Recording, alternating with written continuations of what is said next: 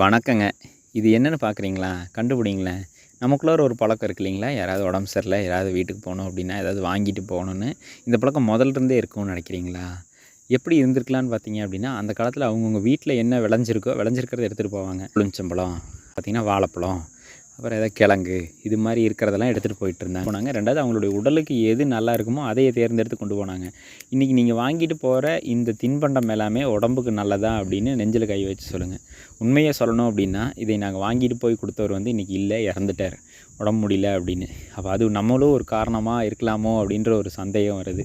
நீங்களும் அதை யோசிச்சு பாருங்களேன். பொதுவாக இது மாதிரி தின்பண்டங்கள்லாம் சாப்பிட்டா வந்து பூ பெய்யறது முன்னாடியே நடக்குதுங்க. மலம் வந்து பார்த்திங்கன்னா உள்ளே கட்டிக்குது. இது மாதிரி பிரச்சனையெல்லாம் நிறைய என் கண் கூட நானே பார்த்துட்டேன். அப்போ எதை நம்ம கொண்டு போய் கொடுக்கணும்? அவங்களுக்கு வந்து ஆரோக்கியத்தை கொண்டு போய் கொடுக்கணும். அப்போ அது என்னன்றதை பார்த்து பழங்களை வாங்கிட்டு போங்க. முடிஞ்ச அளவுக்கு நாட்டு பழங்களாக வாங்கிட்டு போங்க. அதுதான் அவங்களுக்கு ஆரோக்கியம்.